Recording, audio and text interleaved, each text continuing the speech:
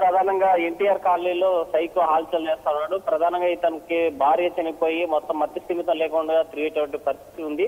అయితే గతంలోనే ఇతను ఎక్కడ కూడా ఎవరికి హాని తలపెట్టేటువంటి సైకో కాదు, ఇతను మంచి సైకోగా కనిపిస్తా ఉన్నాడు. రోడ్ సైడ్ ఉన్నటువంటి లేడీస్ యూట్ మాటలో తనలో తాను తిట్టుకుంటూ వెళ్ళిపోవడం ఇదంతా చేస్తా ఉంటే గతంలో 2 కేసులు నమోదు చేసి నాగపట్నం పోలీసులు గతంలో రిమాండ్ కూడా పంపించడం జరిగింది. అయితే రిమాండ్ నుంచి వచ్చిన తర్వాత తన ఆత్మ రక్షణ కోసమా లేకపోతే ఎవరి మీద దాడి చేసే కనేటువంటి తెలియనటువంటి పరిస్థితి గొడ్డలి పట్టుకుని ప్రధాన వీధుల్లో బట్టలిప్పేసి తిరిగేటువంటి పరిస్థితి కనిపిస్తా ఉంది.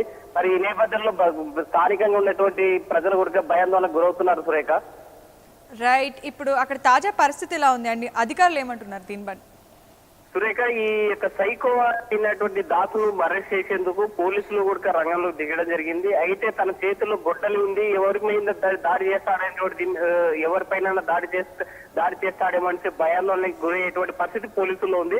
అయితే ఏదేమైనప్పటికీ తప్పనిసరిగా సైకోను అరెస్ట్ చేస్తాము, పోలీస్ కస్టడీకి తీసుకుంటాం అనేటువంటి దీనిపైన పోలీసులు కూడా ఇక్కడ ఉన్నటువంటి సీఏ గారు చెప్తున్నారు. Surekha, right, thank you Hussain. నేను చిన్నప్పటి నుంచి నేను ఏ గొడవలు పోయలేను. ఏదో వాళ్ళు బట్టి ఏదో నాకు లేదన్నా, ఏదో వాళ్ళు వస్తారని 500 గ్రాములు ఏదో డబ్బు చిల్లర రాసినందుకు వాళ్ళందరూ వచ్చి నన్ను కొట్టడానికి వచ్చినారు. ఎందుకు కొట్టడానికి వస్తున్నారు?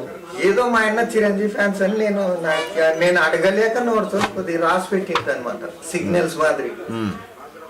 అది రాసి పెట్టాను, డబ్బులు అడుగుతావా నువ్వు రాసి పెట్టావు వాళ్ళు వచ్చినారు సార్. ఇంకా నేను తీయలేక వాళ్ళంతా వచ్చి పలగొట్టినారు. బయటని అసలు అడుక్కొని తిన్నాళ్ళ నుంచి ఒక్క మనిషితో పలకరియడం లేదు. మాడిపోతాను నాకు ఏదో నాకు ఖర్చులకి డబ్బులు అంతే. వీళ్ళు డబ్బులు ఆయనకి తమలపాకులు రాసింటే నా కిలో ఎవరికి ఎవరికన్నా ఏ పని చేసుకుంటాడు కదా, ఇస్తే ఏమన్నా దోషం ఉంటది డబ్బు ఇస్తే అని అనుకుంటారు కదా. ఒక ఆయన చెప్పింటే తమలపాకులు ఇస్తే కూడా ఎదురు ఇయ్యచ్చు. 10,000 ఇస్తే కిలో తమలపాకులు ఇస్తే సరిపోతుంది అని చెప్పింది. అది రాసి పెట్టినందుకు వాళ్ళు వచ్చి దన నా మీద పన్నారు.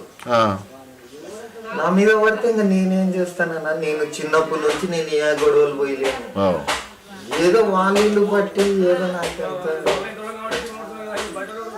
లేదన్నా.